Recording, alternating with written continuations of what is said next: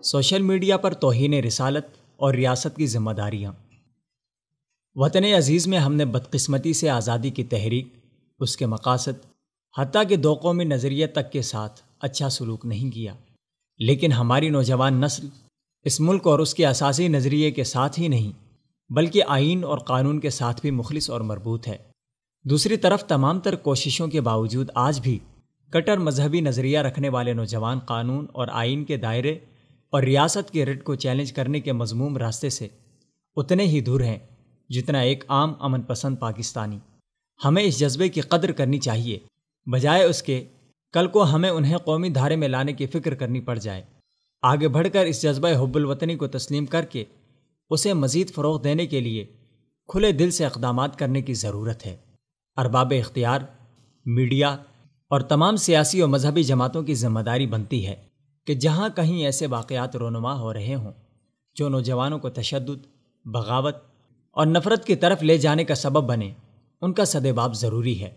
اور نوجوانوں کو متشدد عناصر کا ترنوالا بننے کا کوئی موقع فراہم نہ ہونے دیں۔ ماضی میں ایسا کئی بار ہو چکا ہے جب ایک ریاستی عہدے پر فائز شخص نے حساس موضوع پر سیاست کرتے ہوئے قومی موقف سے متصادم بیان بازی شروع کی اور ہم خاموش رہے، تو ریاست کی اس خاموشی نے ایک فرد کو قانون ہاتھ لینے کا گویا موقع فراہم کیا۔ آج ہمارے ہاں لبرل، سیکولر اور بائیں بازو کا طبقہ ممتاز قادری کو دہشت گرد، مجرم اور نہ جانے کیا کچھ کہتا ہے، مگر یہ کبھی ان حالات پر غور کرنے کے لیے تیار نہیں جن حالات نے ممتاز قادری کو جنم دیا۔ خاکم بدہن، ہم نے اگر ماضی سے سبق نہ لیا تو اب بھی ایسے حالات ہیں کہ کئی ممتاز قادری پیدا ہو سکتے ہیں۔ جب سے سوشل میڈیا پر نامعقول عناصر نے اسلام اور شاعر اسلام کی توہین کرتے ہوئے رسول اللہ صلی اللہ علیہ وسلم، قرآن مجید، حتیٰ کہ اللہ رب العزت کی شان میں بھی بدترین گستاخی کے سلسلے شروع کر رکھے ہیں، ارباب اختیار کی مسلسل خاموشی اس اشتعال میں اضافے کا سبب بنتی جا رہی ہے۔ لیکن سب سے اہم بات یہ ہے کہ جس لال مسجد اور جامعہ حفصہ کو ہمیشہ دہشت گردی سے جوڑا گیا، وہیں سے ان گستاخانہ سرگرمیوں کے خلاف مؤثر ترین آواز اٹھی اور ان کی طرف سے اسلام آباد ہائی کورٹ میں کیس دائر کیا گیا، جس کی سماعت اسلام آباد ہائی کورٹ کے جسٹس شوکت عزیز صدیقی کر رہے ہیں۔ مگر ریاست جس کا فرض بنتا ہے کہ کسی بھی اشتعال انگیزی کا راستہ روکے،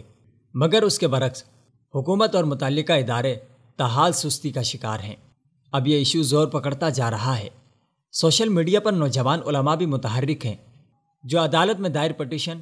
اور علماء کی طرف سے اعلان کردہ مظاہرے کے حق میں مہم چلا رہے ہیں۔ بحیثیت مسلمان ہم سب کا یہ ایمانی فرض بنتا ہے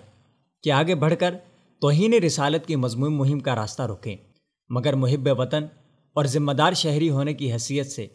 اس بات پر ہم سب کو نہ صرف نوجوانوں کی حوصلہ افزائی کرنی چاہیے بلکہ ان کے جذبے کو سلام کرنا چاہیے جو اب تک الحمدللہ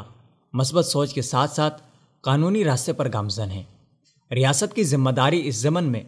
دگنی ہو جاتی ہے، ایک تو توہین رسالت اور سائبر کرائمز قوانین پر عمل درآمد کی، جبکہ دوسری ذمہ داری ان عناصر کی حوصلہ افزائی جو مذہب سے زیادہ قریب اور رسالت مآب صلی اللہ علیہ وسلم سے بے پناہ عقیدت رکھنے کے ساتھ ساتھ ملک و ملت سے بھی مخلص اور قانون کے پابند ذمہ دار شہری ہونے کا ثبوت دے رہے ہیں۔ اس حوالے سے اسلام آباد ہائی کورٹ کے جسٹس شوکت عزیز صدیقی کے تازہ احکامات پر عمل درآمد حکومت اور اداروں کی اولین ذمہ داری ہے۔